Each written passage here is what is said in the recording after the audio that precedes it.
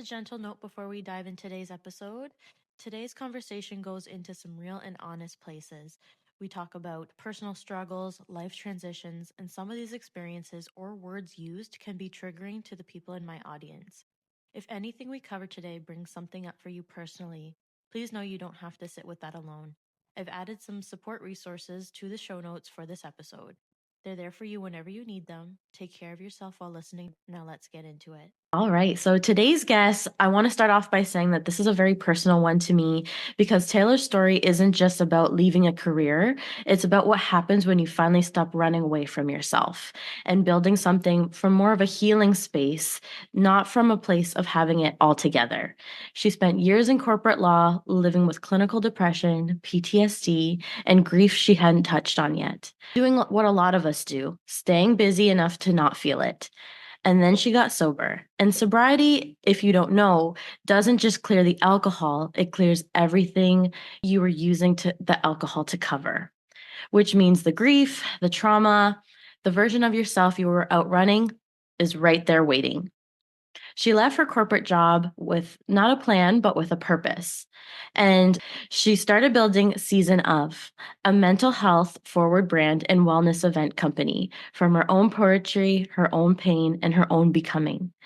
Coming up with on 5 years sober, founder and CEO of a brand that's been featured in LA media, spoken on Amazon panels, and created events where sobriety isn't just welcome, it's the whole point.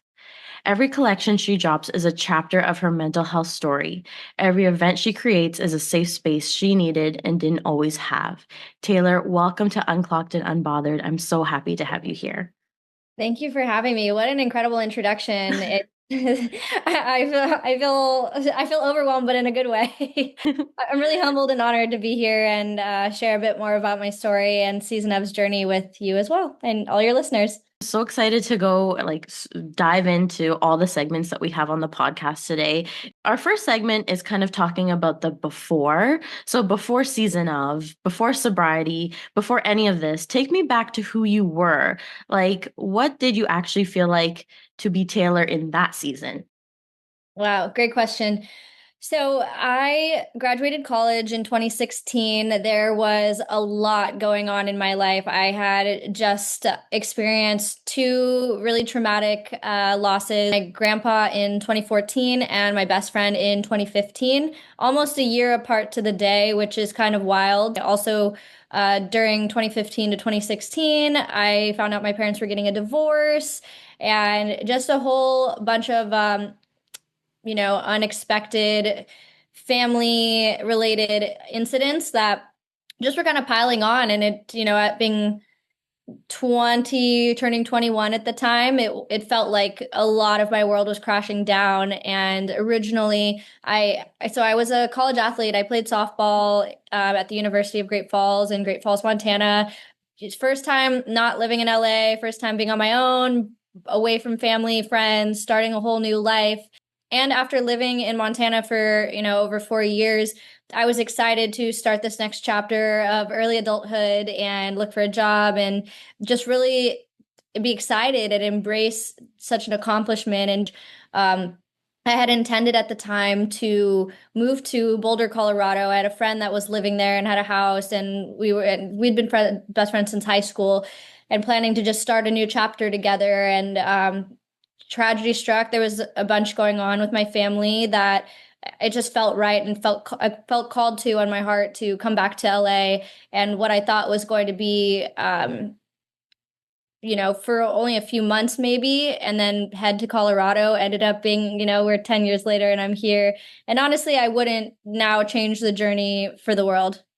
Wow. There's a lot to unpack there when it comes to your story and how you dealt with a lot of grief, you got with a lot of tragedy, on top of also trying to build your life. What did it feel like to kind of be navigating that grief and the loss on top of also trying to figure out who you were at such a young age? Yeah, and I think that that is something really important to hone in on. A lot of people going through college or early adolescence and, leaving the house at ages like 18, you really don't fully know yourself. I think that when a lot of us get to whether it be college or the job force and start living on our own. I think we have it all figured out, but it's one of those things that if I would have known what I know now at age 18 or age 17, it's completely different. And it's allowed me the journey to get to where I am now and share so much with other people in order to help those that are struggling in silence really get to a place of healing. And of course, healing is an ongoing journey, but just to a point of stability mentally and emotionally. Yeah.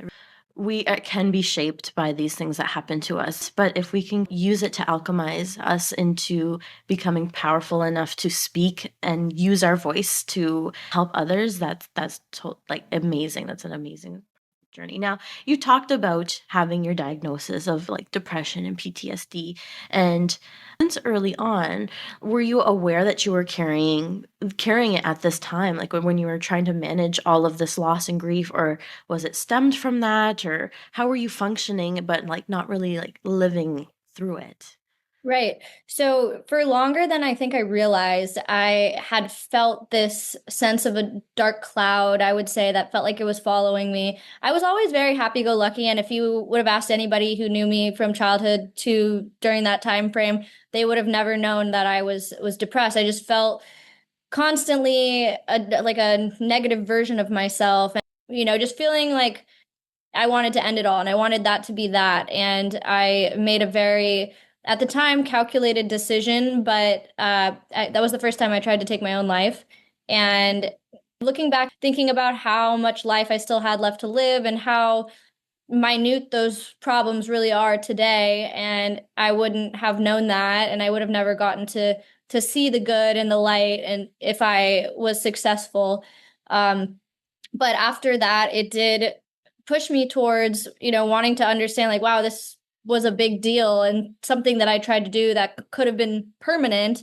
And I went and saw two different doctors while I was in Montana just to better get an idea of, I had never, at the time, I had never seen a therapist. I had never spoken to anyone outside of like friends or trusted confidants. And I used to, push a lot of these big feelings down and hold them in until it was like a volcano. They all erupted at breaking points. So I did see two different doctors, and both of them said, well, for starters, you're clinically depressed. And secondly, you are reaping a lot of repercussions from post-traumatic stress disorder. At that point in time, mental health and mental illness was not openly shared and talked about the way it is now, and becoming a lot more of a pressing topic. At the time, my 19-year-old self thought, oh my gosh, I am mentally ill. Like I am, and to me, when you think of words like depression and PTSD, I'm like, I haven't been to war. Like, why am I feeling these things? I had no idea what any of these meant. So from then, I also picked up a minor in psychology, and I was like, look, my major was business, but I'm like, I want to not only learn how more about these diagnoses, and I never wanted to be a victim to what I was diagnosed with. And I had the option to be medicated or not. Personally, I chose the unmedicated route, and I wanted to dive into the educational aspect of it and learn not only about myself and my diagnoses, but also the opportunity to understand how to better communicate with others, not only my feelings, but pick up on signs and understanding of what other people are going through and how we can all just come together and make it a little bit lighter. Something really powerful that can be shown by your quest for knowledge. It's almost like you didn't want to become that label, you wanted to learn more about it. And taking the unmedicated route is a very significant detail. You know, a lot of people find that they don't have that inner strength to continue on without medication, or don't really have a lot of knowledge about it, and to be able to speak about it from a point where you gain that knowledge and you decided to go unmedicated, is a very pivotal point. And you probably created so much from it, which we're also going to talk about. But you also mentioned that you, as soon as you were feeling these dark clouds, you reached out for help. And that's really powerful. A lot of people don't have that support system. You know how you mentioned that, you didn't go to war, but you still had these feelings. You still were like clinically diagnosed as PTSD. And a lot of people can be struggling with these things and not have to go through an external war. There can also be this internal war that they're having with themselves. And seeking help is so important. And I think you've credited your younger sister, Paige, for kind of being your keeper at your lowest points. And I kind of wanted to ask more about like family support when it comes to that stuff and maybe your story behind that. Yeah, absolutely. Oh, I just teared up hearing, hearing my sister's name. Yeah, especially during that time, I really attribute a lot of my strength that day to my younger sister because all I could think about during that day is thinking like I can't tell her what I'm doing or what's happening or how I'm feeling. She still knew there was like some kind of red flag in her mind. I just know that subconsciously her support and her love and her questioning really made me question whether this was something that I really wanted to go through with. At the time, especially, this is pre-divorce. Her and I both were really the only thing that we had to lean on. And again, I didn't really feel comfortable telling a lot of people how I was feeling. I just wanted to be grumpy and just be to myself. So really, both of my parents and pretty much everyone in my life was in the dark except my younger sister. Thank you for sharing that story. Yeah, I think definitely it's not really talked about, especially like in the generation of our parents, like PTSD, depression. These are, are very big titles that people don't really understand, or maybe they just didn't have the knowledge back then. Nowadays, you just have Google, you have the resources. We have so many resources that come with mental health. And I think as the children of these parents, like going through these experiences and being able to talk to them about it gives them real life experience for themselves. Was there any kind of hesitancy that came with speaking to your parents, or you said it's a lot better now, but how was that journey?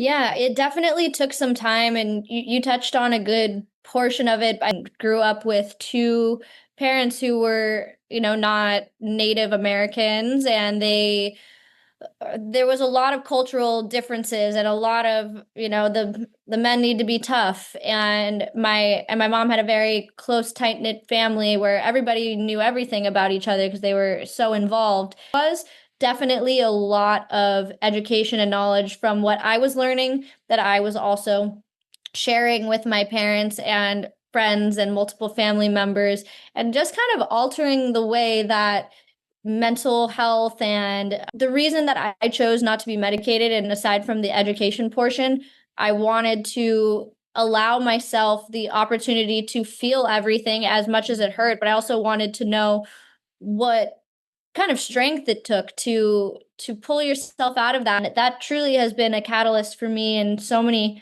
areas of my life. Just yeah, and that's one of the many reasons I also cut out substances.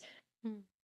See, it's really interesting how you mentioned that you wanted to feel everything. You wanted to feel that pain. And I think conventionally, we're taught that pain is a bad thing. Use medicine to cover the pain. Oh, you're going through birth, epidural, right? Right. But it's so important to understand that in our human bodies, pain is our biggest guider. It helps guide us to revelations. It helps guide us to, if I have something poking my back, I'm going to move. It gives us direction. And being able to take that and kind of know, like, I feel like you almost tapped into your higher self where it's like, no, I want to feel this. I want to learn what this actually feels like so then I can go and create something from it. And that kind of switches or kind of transitions to my next topic, which is about how you were writing under the name Told by T. Mhm. Before Season of existed, you were already pouring your mental health journey into poetry and sharing it publicly. What made you start doing that? Because that actually takes a lot of guts.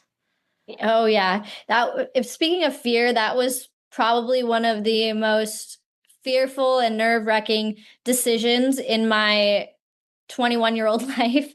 I had been Honestly, poetry and writing was always my release of, even as a kid. I would say probably like fifth or sixth grade is when I first started finding my voice within writing and writing poetry. But my writing was a huge catalyst. And it's interesting, as I went through college and some of the most depressive years of my life, I realized that I wasn't writing at all. I didn't have an outlet. Sure, I played softball, but when you're playing a sport at a collegiate level, it goes from a passion and something that you worked hard and did your whole childhood to being sort of a job.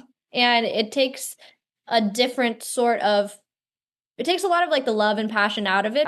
So when I graduated college, moved back to LA and was really struggling with a lot of the transitions and a lot of what I had experienced in the past few years in regards to my mental health. I have a very close friend from college that I have always been able to speak candidly to. She's a few years younger than me, and I remember explaining to her how I was feeling, and I just felt like I was craving some sort of outlet. And she mentioned to me, she's like, well, didn't you mention to me that like as a kid you were very expressive on paper? And she's like, why don't you go buy a journal? And even the idea of taking the leap to go buy a journal, it felt like I didn't want to do that. I felt a little bit, even though I wanted that release, the resistance to letting it out was still, there was still a little bit of friction there. But eventually I did. And I was writing in my journal and poetry really just for myself. Shout out to Gracie. She would reach out to me and check on me and say, hey, like, are you writing consistently? How are you feeling? And I would share some of my early journal writings with her, which were obviously very, very personal. And she would tell me, she's like, wow, this is beautifully poetic. Why don't you share it with people on Instagram? And I literally told her, I said, share my personal, basically like my diary, share my diary with the world. That sounds like, what are people going to say? That sounds so nerve-wracking for people to know a true scope of what's going on. I finally let Gracie talk me into creating a Instagram page for my writing, but I said, if I'm going to do it under an alias, and Told by T is what came about, but I was posting consistently every week. And then it's led me down the path of Season of. That's amazing. I love how, that story and with your friend Gracie and how she mentioned, show up consistently to something, whether that's your journaling and see what creates from that. And you created Told by Tea, and that gave you that creative outlet that you needed.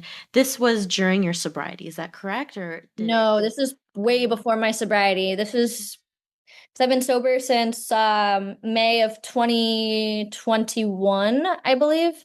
So this was back in 2016. Wow, okay.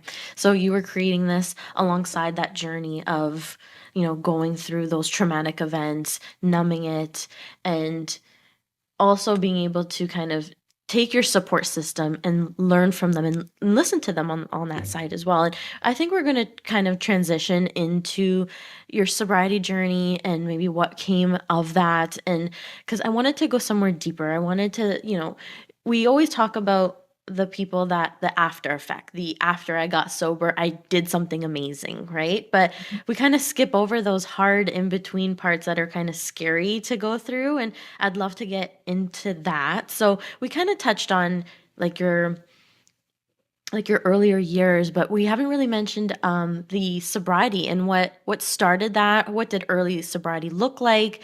And when you were faced with that sobriety and the numbing has stopped, what kind of surfaced from that?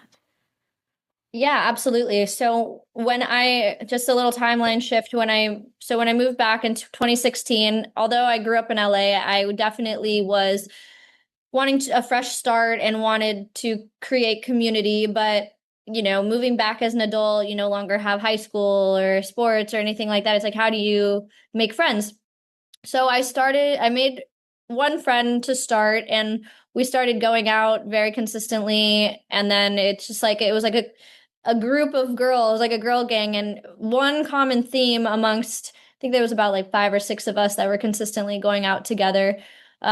We all had something that we were dealing with, and it felt like sort of like a trauma bond. And I was like, oh, at the time you think you found your people, right? Like these girls are also hurting or also running from something, or we're all in this together. Being out of college, having your first job, big girl job, and I was working with 300 plus attorneys a day, and I'm working a 9 to 5, not knowing really what or where I wanted to go and what I wanted to do with my degree. And I started my 9 to 5, but I also had a party schedule, living this this double life. It felt like I was working a corporate job, but I'm, wild and free with no real structure, just knowing like this is fun and misery loves company.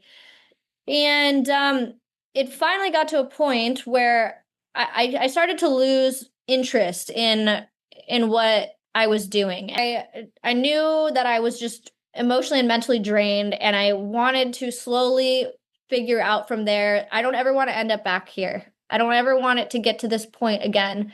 And just kind of dissecting different aspects of that experience. And I started to recognize, like, okay, look, I have been partying since a very young age in a very heavy and large form. A lot of substances. It was by the age of 23, I was having, severe kidney infections, and it was a coupling of those different things that made me realize like it's time to work backwards. And 2018 was like a true start to like things started clicking and feeling like there needs to be some changes. And I started making changes to my friend group, my surroundings, and spending a lot more time alone and asking myself hard questions and navigating what that felt like. And I saw what the lengths that substances can take on so many people's mental health, and coupled with my own, and just started working forward from there. It took about, I believe it was like 6 months off of drinking and partying and whatnot. And my best friend came into town. She lives in Florida. It was her birthday. Okay, I'll have like a drink or a shot with you for your birthday. And I'm like, I hadn't drank for a while, so what can it hurt? And I truly had barely anything to drink, but I woke up in the middle of the night very sick, as if I had been drinking for hours and days straight. And my body was just rejecting the alcohol like none before. And I truly think that was it was a spirit. It was one of my guardian angels showing me like, you want to be on this path and you want to be sober. I just remember waking up the next morning and saying, you know what, I'm done. And I have not had a drink since then. In a couple weeks it'll be 5 years. And I went full force into season of, and I also thought, while I'm building this mental health forward brand and wellness event company, I can't live the life I was leading before. I can't be this figure of wellness and positive mental health if I don't care about my own.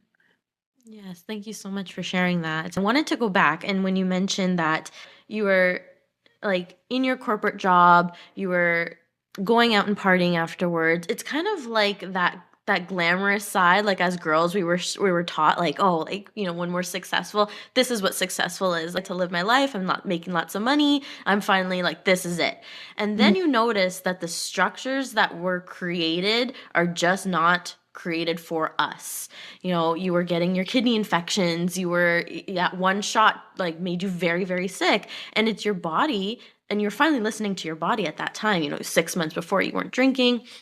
And you're literally like listening to your body, and your body is guiding you and saying, no, like we're on this path. We are not meant for this, especially like very empathetic women that have gone through a lot of things, and then they see their friend going through that. And it really just like gives you a lot of perspective and shifts you and almost pushes you into like that better path. Everything you probably all throughout your story have felt like that inner knowing, that knock on the door, that sign. It's like, okay, I'm not going to listen to that right now. I'm going to numb it with something else until it finally catches up with you. And I wanted to kind of ask more about this corporate job and, finally stepping into season of you and Yeah. like, leaving that corporate job. Like what happened? Like, was it a choice? Was it a push? Was it a combination of both? Like, what are the fears that came up with it? Especially, in the middle of navigating sobriety and maybe the friends that were lost from it and all of that. Yeah. So the the corporate job was my first job out of college, first real, in my opinion, big girl job that wasn't an internship. I'm getting paid. I'm, having to navigate rent and bills and all these things that I've never had to experience before. And I mean, I would never say that the job was something that I was super passionate about. It was just, a stability thing and something to, again, I was at that time, I was living very paycheck to paycheck. But I didn't, and I knew in my heart, like, I didn't want to be at this job for my whole life. I didn't see it as my end goal, but I also didn't know what else was out there. I didn't know, would another job be paying me more? Am I going to mess up by leaving this job? Is this a good, stable job? So in April of 2021, they had let me go kind of surprisingly. I didn't think that because I had just come off of receiving some pretty nice accolades and compliments from the work that I was doing, even though I was operating from zero. And yeah, they let me go, and I had never lost a job before in my life, and I'm like, I'm the most hardworking person I know. I'm the most dedicated person I know. How could I be let go of this job? And I wanted to, fight tooth and nail. And I just remember, crying and being upset and calling my mom and being like, I've never lost a job before. What does this look like? And my mom was like, she encouraged me and she reminded me, you didn't like that job anyways. You didn't like the job anyways. And I was like, yeah, you're right. But I was more fearful of like, what's next and what do I do? So I had a childhood friend who had been posting that he was working with a venue and was looking for somebody to work part-time as a host. And I reached out to him. I said, hey, I'm interested. I need a job part-time. He goes, okay, come in. And it's funny because, and it was in hospitality. He's like, come meet with the GM. I met with the GM and he looked at me and he laughed and he goes, you're overqualified based on your resume to work a hosting position at a venue. Why do you want to work in nightlife? And I said, I need a job. And he says, all right, you can start today. I started then, and I just started learning the business and understanding the intricacies of hospitality and nightlife, and eventually allowed me to learn and find the event sector of Season of and be able to create this market that's so badly needed. There's so many people in LA that, like myself, were looking for ways to connect and meet other people in like-minded communities but didn't know where to go outside of bars. And there was people who feel like, I don't even really like to drink, or I don't drink, but I feel forced to, or I don't drink at all and I feel out of place. So I created those environments with a twist for the people like myself that were just badly wanting community in a lighthearted environment. That's so interesting. So you're really just like pushed out of that corporate world and in a frenzy to like find another job to pay the bills. Mhm. That's what kind of created you to go and create Season of. And it's super important. I totally agree. There are a lot of events out there that really just have open bars and it's just very normalized. So to be able to create a space for people that, alcohol isn't the center of the event, is super important. And it's very needed in this world. It's really interesting how you went into a job or you went into sobriety or getting your diagnosis with wanting to learn and learn the structures behind it and almost like reinvent yourself, reinvent what that word means or that title. I read somewhere that Season of almost came to you like in a dream. Was that correct? Yes. So I do have very premonition filled dreams. I actually started Season of prior to my hospitality jobs. In the midst of still posting on a daily or weekly basis with Told by T, I didn't know what I wanted to do with it. I felt like I wanted to reach more people with my writing, but I didn't feel diligent enough to write a book at the time. And I ended up having this very vivid dream, and I woke up from the dream. I crack up every time I tell this story because I truthfully like woke up with my finger in the air. And sometimes like when you have like falling dreams or anything like that, but like I woke up like it was very strange. I woke up and I'm like, I got it. Like I know what I want to do. I have the name, I have the concept. I'm gonna start Season of as a mental health forward brand. Events weren't even a thought at the time. And start Season of as a mental health forward brand. Each collection is going to surround a different aspect of mental health. I'm going to put a snippet of Told by T writings onto each piece of clothing so that I'm creating merchandise that not only is mental health forward, but it has a creative element to it. And they're conversation pieces that would cause another person to walk up to you and say, hey, your shirt's super interesting. What does that mean? Or, hey, can I read your shirt or your sweatshirt or your sweatpants, whatever.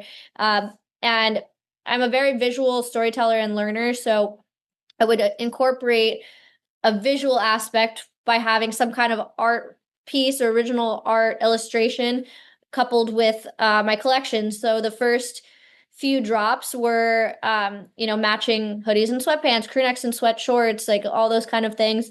And it took off very quickly. It was a crazy buzz. A lot of people loved what I was doing. I was really the one of the few at the time that was doing anything clothing and mental health related. And again, just was learning and starting from scratch, having to be really scrappy with my marketing to really get my messaging and what I was doing out there. And over 5 years in business now, and we have hosted, oh my gosh, I lost count at how many events. I'm hosting my first wellness retreat on May 17th.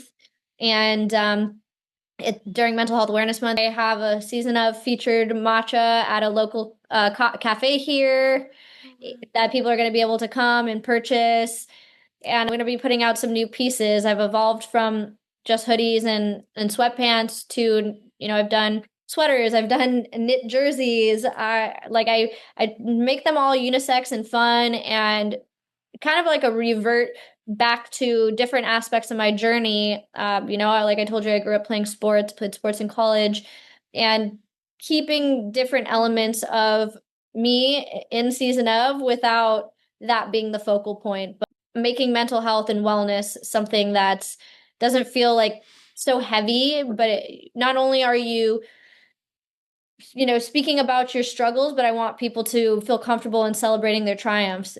If all you did was get out of bed today, then that's a win in itself. And maybe you spent 3 days, having trouble getting out of bed. Just little wins every day is what it's all about. That's amazing. So, what have how have people responded to this, especially in LA when it comes to the alcohol-free events or seeing your product or, launching your matcha? Like, what are people saying? And like, I'd love to know more about that. So I definitely am aware that I was entering a very insane market, being an alcohol-free event company in a very, very hospitality stricken city is not an easy feat at all. And I think that genuinely a little bit of delusion and blindness and not really thinking that there was any other choice or option, but doing what I wanted to do and really sticking strong to my mission and realizing there are a community of people who are looking for a booze-free environment. And I've connected with other brands and companies and charities and causes that it makes it fun. I realize that the more that you stick to your mission and the more that you continue to just go forward with what your vision is, the more that the community reflects. You find your people.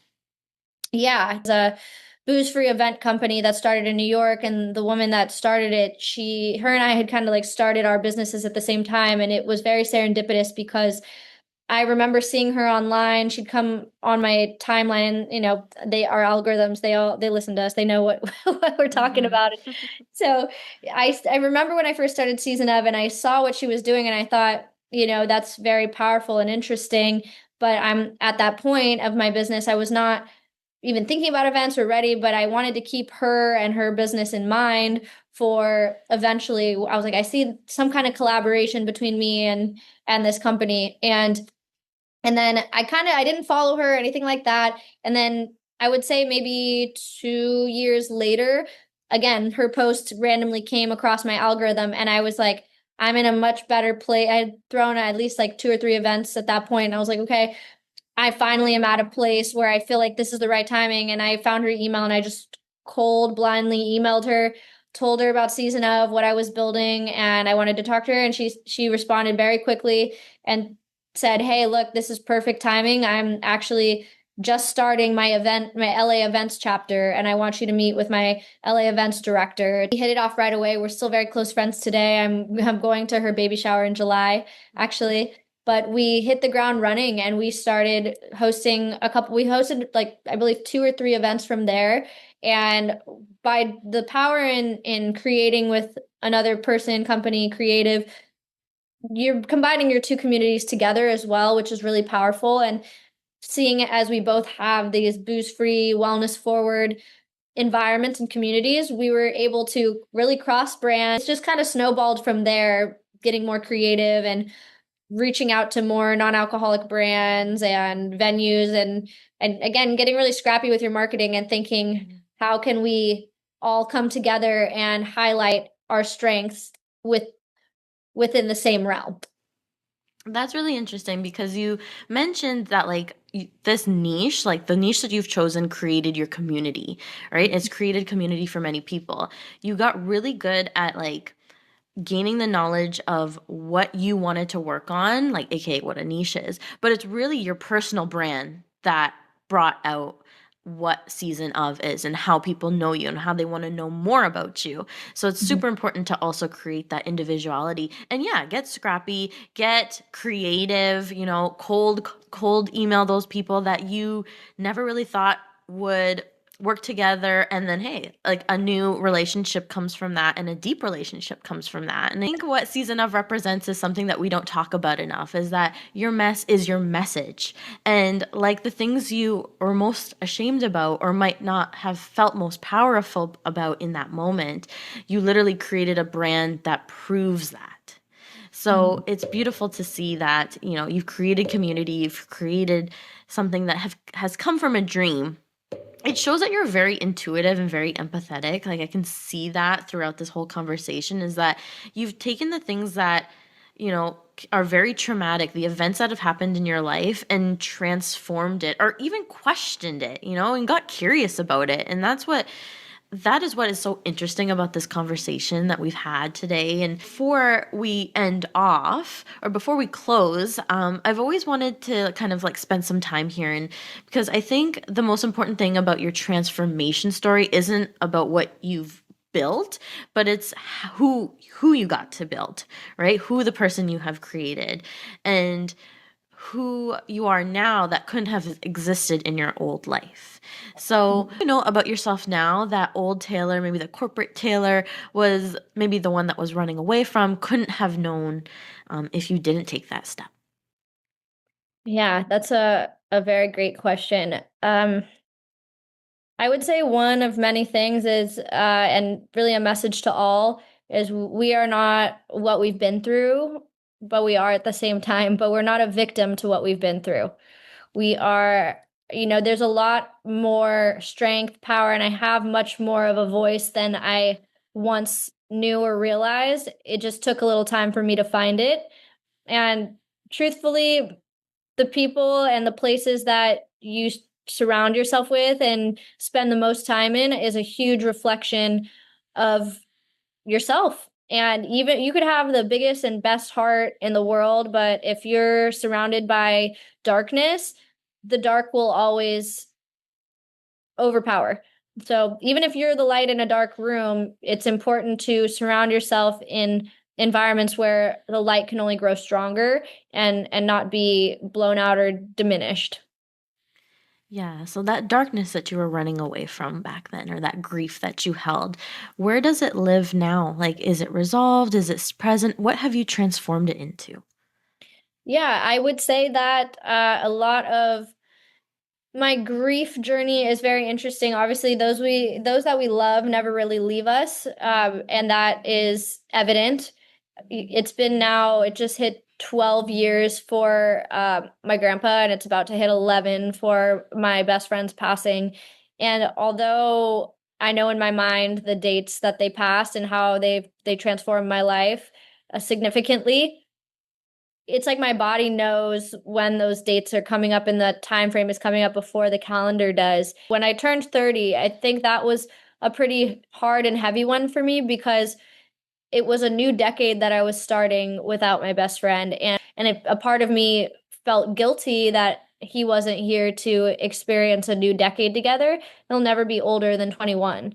And so, the grief comes in waves. There's always going to be things that remind me of the ones that have since passed, but I try to find enjoyment and light in things that they enjoyed. So just continuing to write it out and journal, and also share their beautiful lives and presence with me. And often I speak aloud to them, and if I feel like I need the support or signs, I'll usually talk to them as if they were still here. And oftentimes there are nice little nuggets that they'll leave me, so I'm really grateful for that. That's beautiful. Like you're keeping their memory alive, just through expressing yourself and living. And that's super important. And you also mentioned that, you feel it on those dates, and it really shows that the body does keep score. Like the body will remember before you do. There's a lot of trauma, especially as women, that we hold in our bodies and needs to kind of be worked out through, and speaking to it, doing your creative outlets, creating has probably been very healing for you in creating and navigating all of that. I just want to ask you, what would you say to the person who's in the middle of that hard time, and still in their depression, maybe still numbing their depression with substances, and still not sure if it's worth it? What would you tell them? Depending on how much they feel like they can or cannot do it themselves, I would and I know this is not super accessible to everybody, but finding as many resources as you can to talk to a professional first and foremost, somebody that's willing to listen, especially if you feel like you're a fear or danger to yourself. Start there. There's definitely a lot of free and lower priced mental health resources online that it's a good place to start. For me, I have recently in the past few years found a way through breath work and meditation.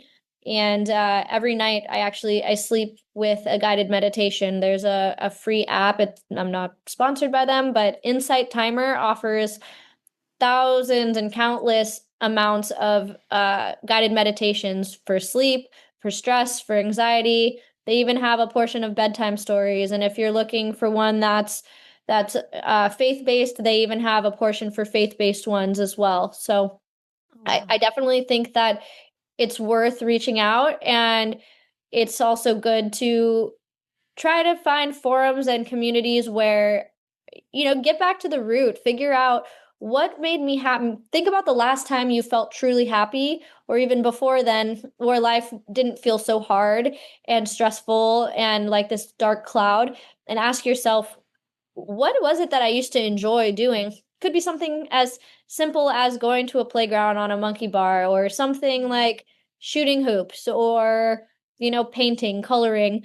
Just carving out a time in your day or night to dedicate to the things that you once loved, and see how much, it doesn't have to be like I have to color and I have to paint every single day because that's what my childhood self would want.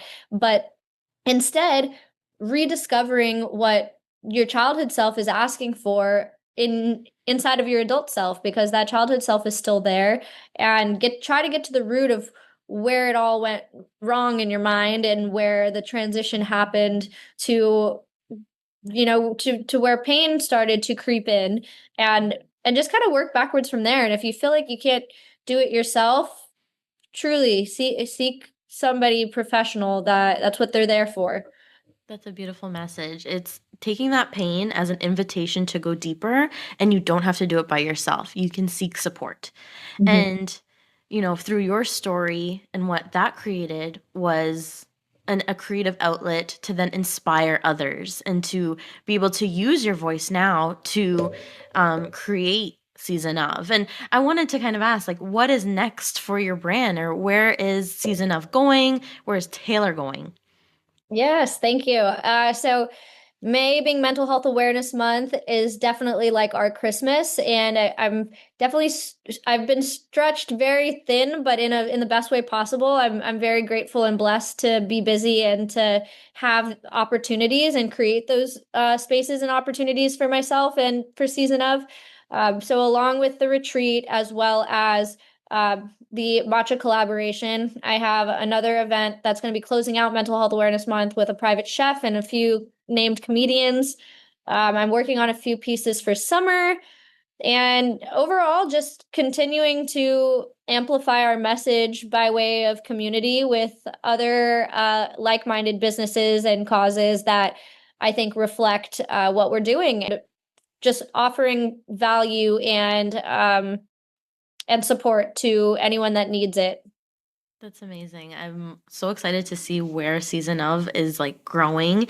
And before we wrap up, I just wanted to make sure everyone knows where to find Taylor's work. So, because Season of is not just a brand, it's a whole experience. The clothing, the events, the community, it's all at seasonofmerch.com.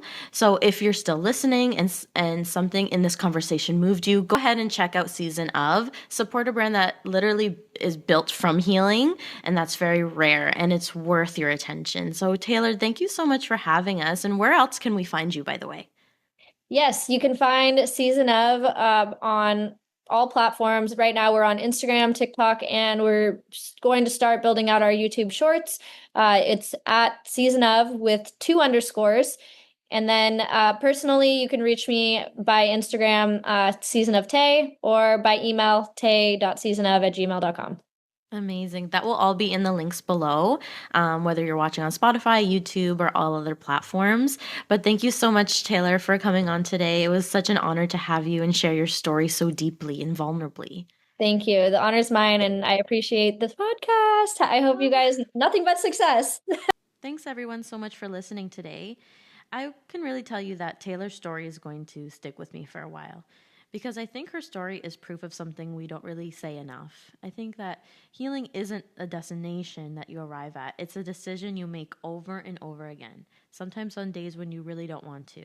And for her to almost be 5 years sober, building a brand from her darkest writing, she didn't wait until she was healed to start helping people. She healed in public, through the work, and through her brand. And that takes a kind of courage most people won't talk about. If you're in the middle of something hard right now, if you're in the season that doesn't have a name yet, please hear this. The season you're in is not the season you're going to stay in. And if you need support right now, the crisis lines and mental health resources are in my show notes for this episode. Please use them. There is no version of reaching out that is a wrong move. And if you're enjoying the show, subscribe, leave a review, and share this one. You can find Taylor at Season of Tay and seasonofmerch.com. Link in the show notes. I'll see you in the next one. Stay unclocked.